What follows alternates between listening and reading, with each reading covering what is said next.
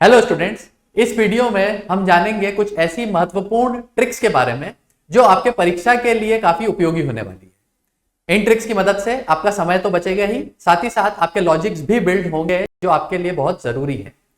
तो आइए देखते हैं आज की लाइव क्लासेस के कुछ ऐसे प्रश्न जो आपके लिए उपयोगी साबित होने वाले हैं। प्रो सवाल क्या है कि भाई X square plus Y square बराबर 960 एक्स माइनस वाई बराबर 24।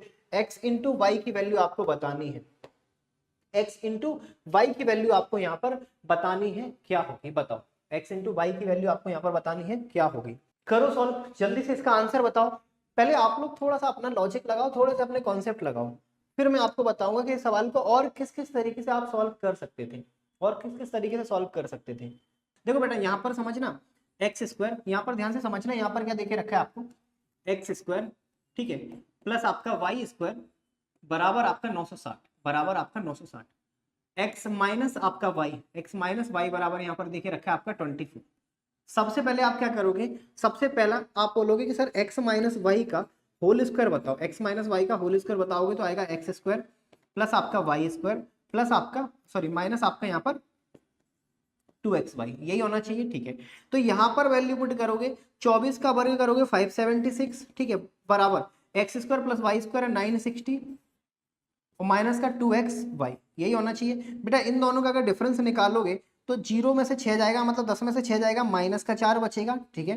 कितना बचेगा, 4, 5 और 3 8, ठीक है, 8 में से 5 जाएगा 3 और साइन किसका रहेगा, माइनस का, बराबर में आपका माइनस का 2xy, माइनस से माइनस कैंसिल आउट, तो एक्स वाई बराबर कितना मिलेगा 192, 101। मतलब ऑप्शन नंबर पहला इस सवाल का करेक्ट आंसर होना चाहिए। अब ध्यान से समझना, ये तो एक तरीका है कि आप बेसिक से अगर क्वेश्चन को सॉल्व करोगे तो आपको फॉर्मूला पता होना चाहिए। बेटा अगर फॉर्मूला भूल गए तो, हालांकि नहीं भूलोगे, बहुत आसान है, बचपन से पढ़ते आ रहे हैं, लेकिन फिर भी दूसरा कोई सवाल आ गया, दूसरे किसी पैटर्न पर सवाल आ गया और सेम कंडीशन पर बेस्ड आया, तब आप कैसे करोगे, ध्यान से समझना। एक्स स्क्वायर प्लस आपका यहाँ पर एक्स स्क्वायर प्लस आपका यहाँ पर वाई स्क्वायर बराबर 960, ध्यान से समझना, ठीक है। एक्स माइनस वाई आपको मिलेगा कितना, 24। एक्स माइनस वाई कितना मिलेगा आपको, 24, ठीक है। आपको एक्स इंटू वाई की वैल्यू बतानी है, एक्स इंटू वाई की वैल्यू बतानी है यहाँ पर कितनी होगी। बेटा ऐसे एक काम करो, आप कोई दो ऐसे नंबर ढूंढो, आप कोई दो ऐसे नंबर ढूंढो जिनका अंतर 24 हो। तो आप बोलोगे सर पहला नंबर मुझे मिल जाएगा 25 माइनस 1, दूसरा नंबर मिल जाएगा 26 माइनस 2, ठीक है, फिर मिल जाएगा 27 माइनस 3, 24 मिलेगा ना, फिर 28 माइनस 4, ठीक है, 29 माइनस 5, ऐसे बहुत सारे नंबर मिल जाएंगे। लेकिन बेटा एक और कंडीशन है, और वो कंडीशन है इन दोनों का सम आपको कितना मिलेगा, इन दोनों का सम कितना मिलेगा, सम नहीं, इन दोनों के स्क्वायर का सम मिलेगा 960।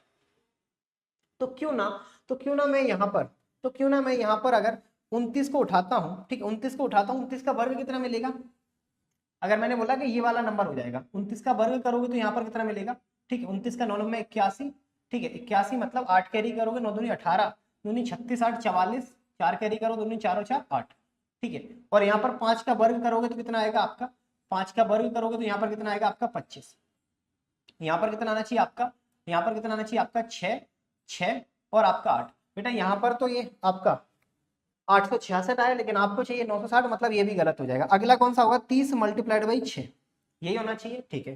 तो यहाँ पर कितना करोगे, 30 मतलब आपका 900, ठीक है। अगला कौन सा हो जाएगा, 31 माइनस आपका 7, यही होना चाहिए। 31 का अगर वर्ग देखोगे, 31 का अगर वर्ग देखोगे तो आपको मिलेगा 961, ठीक है। और 7 का वर्ग देखोगे तो आपको मिलेगा 49। इससे भी कोई बात नहीं बनेगी, इसे भी हटा दो, इससे भी कोई बात नहीं बनेगी, इसे भी हटा दो, तो ये भी हट गया, तो बचेगा कितना आपका 9, ठीक है। 30 का वर्ग करोगे तो कितना मिलेगा आपको 900, 30 का वर्ग करोगे 900 और 6 का वर्ग करोगे तो कितना मिलेगा 36, तो यहाँ पर 936। यार इससे भी नहीं मिलेगा, फिर तो आपको ऐसे ही करना पड़ेगा, ठीक है, फिर तो आपको इसी तरीके से करना पड़ेगा, इससे भी नहीं मिलेगा, तो हटा दो।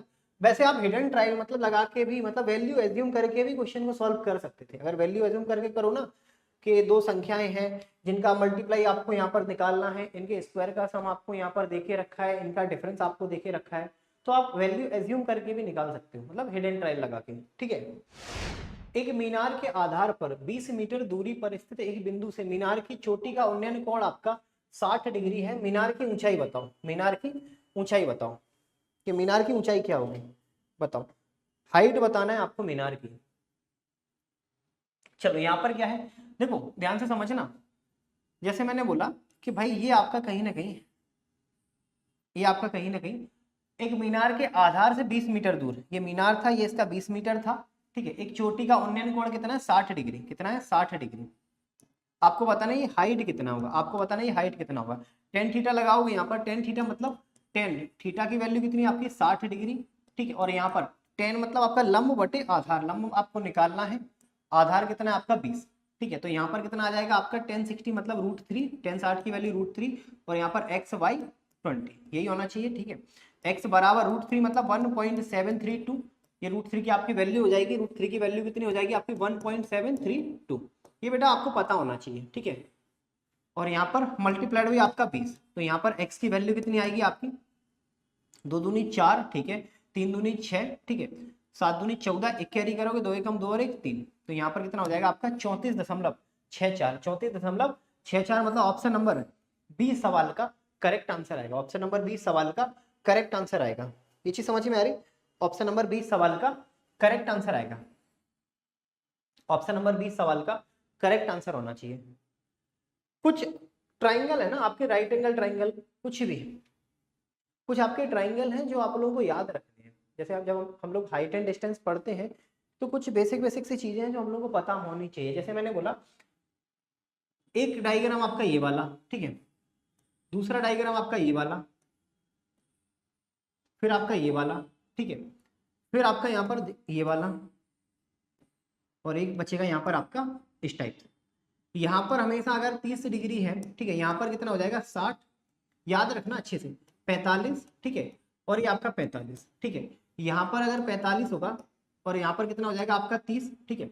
यहाँ पर अगर आपका 60 हो जाएगा तो यहाँ पर कितना हो जाएगा 45, या फिर यहाँ पर अगर 60 हो गया तो यहाँ पर कितना हो जाएगा 30। देखो हाइट एंड डिस्टेंस में ना ये 5 टाइप से आपको डायग्राम देके रखते हैं। अगर इन क्वेश्चंस को डायरेक्ट सॉल्व करते हो, अगर इन क्वेश्चंस को आपको डायरेक्ट सॉल्व करना है तो इनके रेशियो आपको पता होने चाहिए।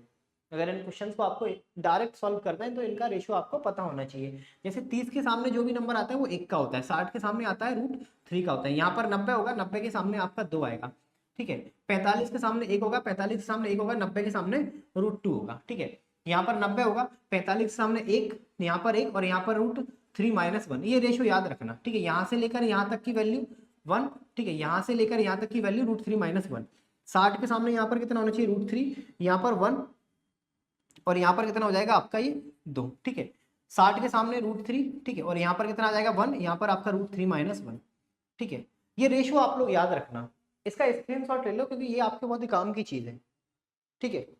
ये आपके बहुत काम की चीज है, इसे थोड़ा सा आप स्क्रीनशॉट ले लो, ध्यान से समझना। यहाँ पर कौन सा डायग्राम बना है आपका, यहाँ पर डायग्राम बना है, ये 60 का है, ये आपका 30 का है, और ये आपका 90 का है, ठीक है। 60 के सामने कौन सा, 60 के सामने आएगा √3, ठीक है। 30 के सामने कौन सा, 30 के सामने आएगा 1, और यहाँ पर आपका 2। बेटा एक बात बता, ऊंचाई आपको बतानी मतलब √3 की आपको वैल्यू बतानी है। यहाँ पर अगर इसे 1 की वैल्यू आपको 20 देके रखी है, √3 की आपको वैल्यू बतानी मतलब √3 मल्टीप्लाइड बाई आपका 20, मतलब आंसर कितना आएगा 34.6। तो ये डायरेक्ट भी मात्र इतनी सी जगह में आप अपना आंसर निकाल सकते थे। तो इतना सब कुछ करने की कोई भी जरूरत नहीं। आपको इन डायग्राम को देखना है, इनके रेशियो को याद रखना है, बस यहीं से आपको अपना आंसर निकालना है। RS अग्रवाल को कंटिन्यू मैं करूंगा, अभी खत्म नहीं हुआ है RS अग्रवाल, कंटिन्यू करूंगा, ठीक है। अभी क्या नए नए सवाल मिले हैं तो उन नए नए सवालों को मैं आपके बीच में लेके आ गया हूँ। बाकी वो चीज होल्ड पे भले ही है लेकिन छोड़ी नहीं गई है, उसे कंटिन्यू किया जाएगा। आपको यहाँ पर देखिए रखा है 0.4 और 0.8 का तृतीय अनुपात मतलब थर्ड प्रोपोर्शनल, 13.5 और 0.24 का मध्यानुपाती के बीच का आपको बताना है रेशियो क्या होगा, इनके बीच का बताना है रेशियो क्या होगा। यार एक बात बताना, अगर मैंने बोला यहाँ पर ध्यान से समझना, ये आपका प्रोपोर्शनल है, ठीक है, ये आपका प्रोपोर्शनल है। यहाँ पर क्या होगा b² बराबर आपका AC, b² बराबर आपका यहाँ पर AC, ठीक है। मध्यानुपाती निकालोगे, ये हमेशा आपका मध्यानुपाती होगा, मध्यानुपात, ठीक है, मध्यानुपात, ठीक है। और तृतीय अनुपात निकालोगे तो तृतीय अनुपात कैसे निकालोगे, C बराबर आपका b² बटे आपका 1, ये हो जाएगा आपका थर्ड प्रोपोर्शनल, ये हो जाएगा आपका थर्ड प्रोपोर्शनल, और ये हो जाएगा आपका मध्यानुपात। ध्यान से समझना, यहाँ पर करना क्या है, आपको इनका थर्ड प्रोपोर्शनल निकालना है। थर्ड निकालना है मतलब ये वाला आपका ए हो जाएगा और ये आपका बी हो जाएगा, और सी आपको लोगों को यहाँ पर निकालना है, सी आप लोगों को यहाँ पर निकालना है। यार एक बात बताना, अगर मैंने बोला सी की वैल्यू बताओ बताओ मतलब आप थर्ड प्रोपोर्शनल बताओ, तो यहाँ पर बी का वर्ग मतलब 0.8 मल्टीप्लाइड बाई आपका 0.8 बटे आपका 0.4, यही आएगा। पॉइंट से पॉइंट काटोगे, 4 से काटोगे 2, मतलब यहाँ पर कितना आएगा 1.6, कितना आएगा 1.6। ये चीज समझ में आ रही? ये आपने तृतीय अनुपात निकाला। आपको मध्यानुपात निकालना है, आपको मध्यानुपात निकालना है। तो मध्यानुपात कैसे निकालोगे? मध्यानुपात के लिए मैंने क्या बताया, a इंटू सी। मध्या मतलब b की वैल्यू आपको निकालनी है, b की वैल्यू निकालनी। तो ये वाली वैल्यू कौन सी हो जाएगी a, ये वाली वैल्यू कौन सी हो जाएगी आपकी c, ठीक है। तो b की वैल्यू निकालनी है, तो या फिर इसे इस तरीके से भी आप बोल सकते थे, आप इसे इस तरीके से भी बोल सकते थे यहाँ पर b बराबर रूट के अंदर ac। मतलब आपने किया क्या, b का जो स्क्वायर है ना वो स्क्वायर रूट कर दिया, तो b स्क्वायर b बचेगा, और उधर a और c का स्क्वायर रूट करोगे तो रूट के अंदर आ जाएंगे, ठीक है। मध्यानुपात निकालोगे तो यहाँ पर कितना आएगा 13.5 मल्टीप्लाइड बाई आपका 0.24, यही होगा, ठीक है। पॉइंट हटाओगे तो बेटा 1 0, पॉइंट हटाओगे तो यहाँ पर 2 0। 5 से काटोगे 5 दूनी 10, 5 से काटोगे 5 दूनी 10, 5 सत्ते 35, 2 से काटोगे 12, ठीक है। तो यहाँ पर कितना आएगा आपका, यहाँ पर कितना आना चाहिए आपका, यहाँ पर आएगा 4 इंटू 3, 4 इंटू 3, और यहाँ पर आएगा 9 3 27, ठीक है। यहाँ पर आएगा 9 3 27, 1 9 बाहर आएगा केवल 3, ठीक है। 1 3 और 1 3 बाहर आएगा केवल 1 3, और ये 4 मतलब आएगा 2, स्क्वायर रूट करोगे तो 10। तो यहाँ पर क्या करोगे आप, 3 3 9 दूनी, ठीक है, 3 दूनी 6 3 18 मतलब 1.8।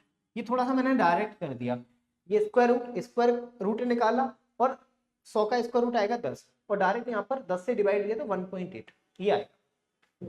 यही आपको बताना है कि इनका रेशियो क्या होगा, मतलब 1.6 रेशियो आपका 1.8, मतलब पॉइंट से पॉइंट खत्म करोगे तो यहाँ पर आएगा 8, यहाँ पर आएगा 9,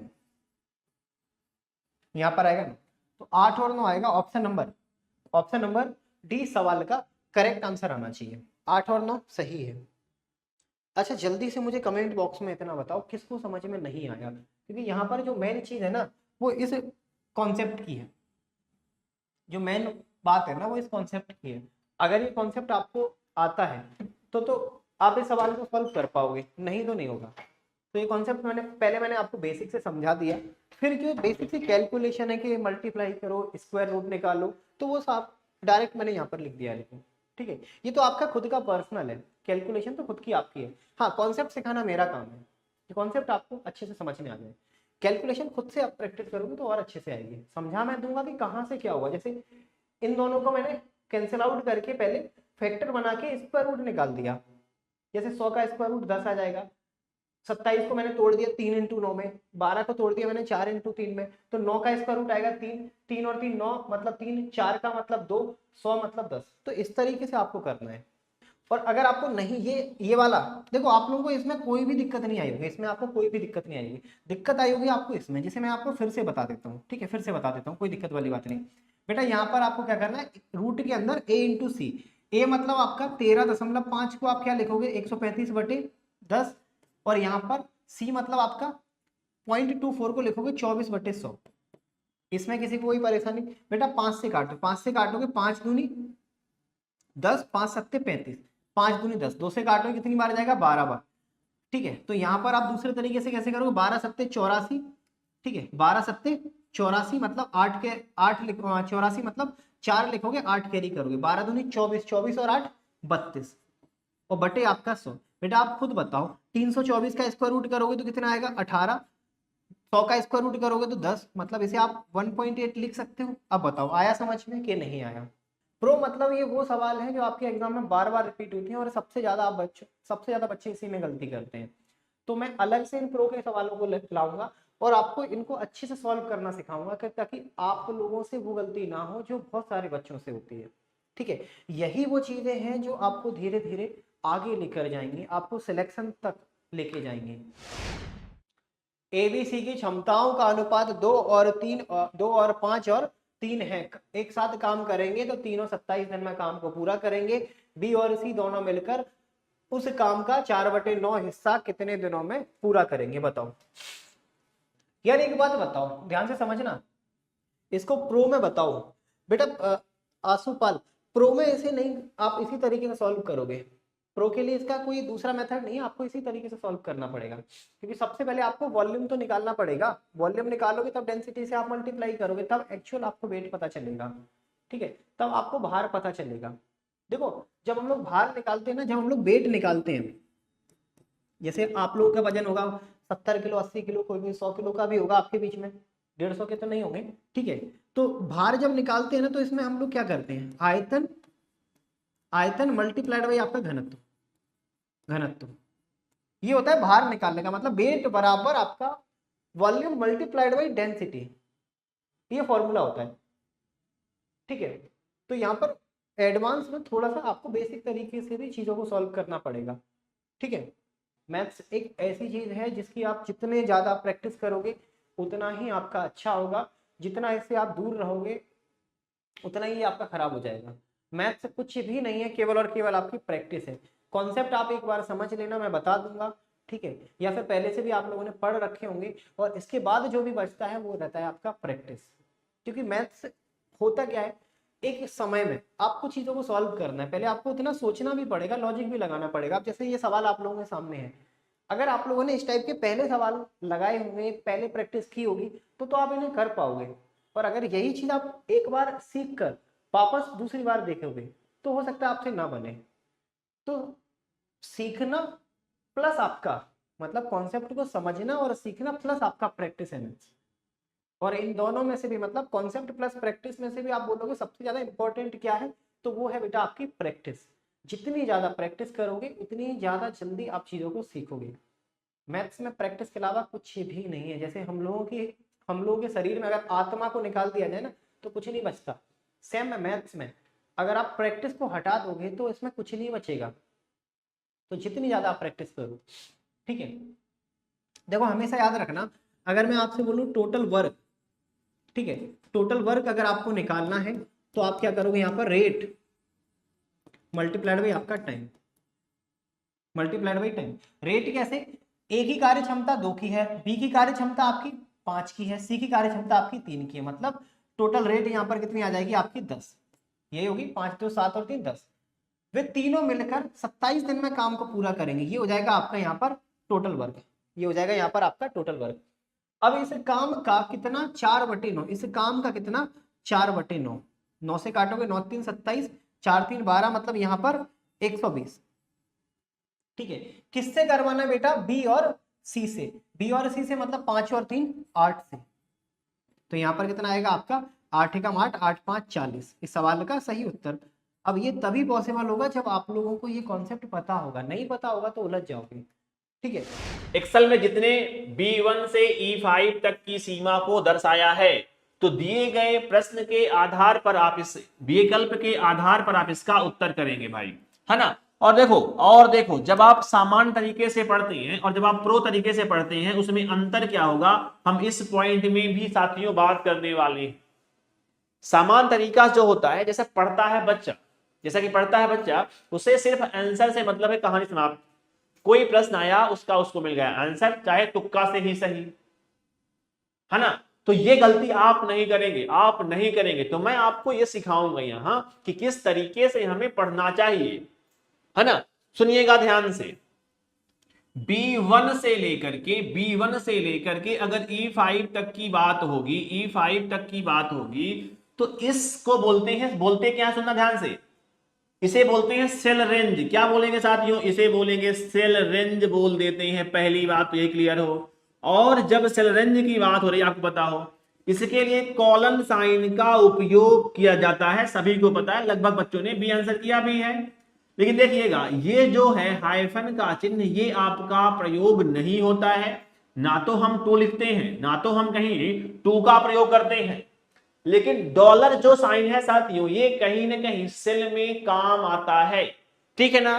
देखो ये इंडिकेट कर रहा है सेल रेफरेंस को, और हमारे पास सेल के रेफरेंस जब की बात करते हैं, सेल रेंज की बात हुई, तो यहां क्या मिलेगा हमें, यहां मिलेगा साथियों सेल रेफरेंस साथियों मिलता है हमें। और जब हम बात करते हैं सेल रेफरेंस की, तो हमारे पास 3 प्रकार की सेल रेफरेंस होती हैं।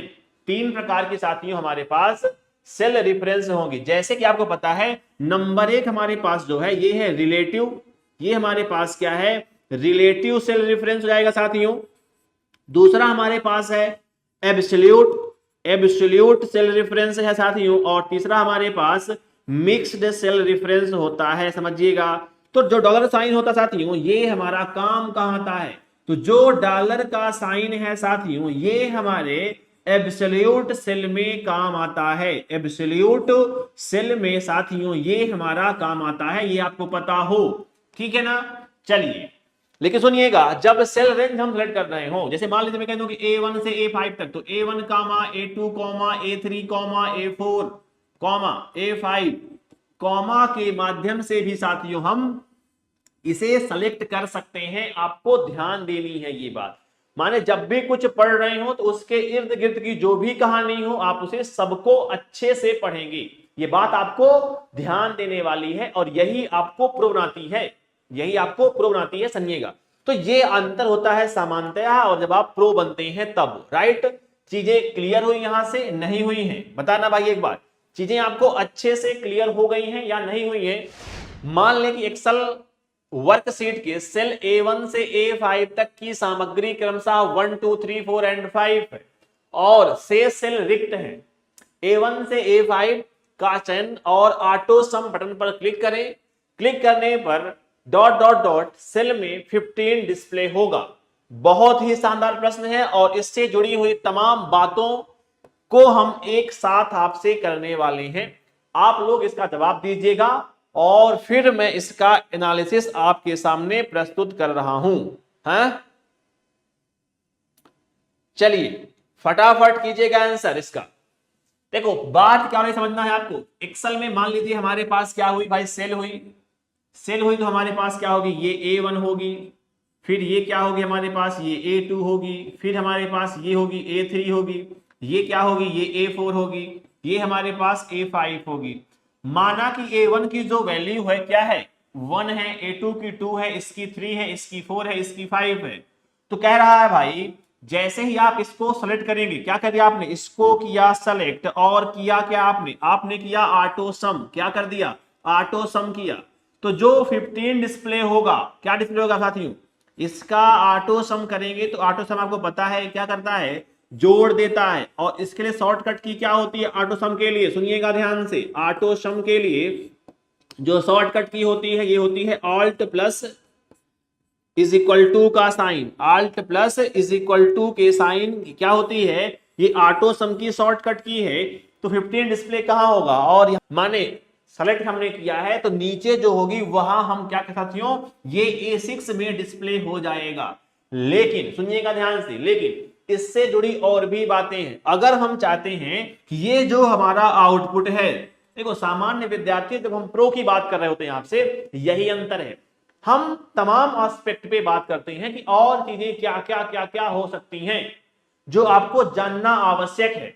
समझिएगा ध्यान से, अगर आप चाहते हैं इसको ये 5 के अलावा पूरी सेल में, पूरी सीट में कहीं भी डिस्प्ले करना, तो आप उस सेल में जाकर के इज इक्वल टू के साइन के साथ सम फार्मूला के माध्यम से आप सेलेक्ट करेंगे सेल रेंज, तो आप कहीं भी आउटपुट प्राप्त कर सकते हैं। ये भी आप जान लो, ऐसा आवश्यक नहीं है कि ये आपका A6 में ही डिस्प्ले होगा, लेकिन सेलेक्ट जब हमने कर रखा है और हम ऑटो सम पे क्लिक करेंगे तो ये A6 में ही आएगा, मतलब अगली ही सेल में ये आएगा। ये इंपॉर्टेंट थी, ठीक है। तो ये पॉइंट भी आपको जानना जरूरी है कि इसके अन्यत्र जहां भी हम सीट में चाहे वहां ही आउटपुट प्राप्त कर सकते हैं।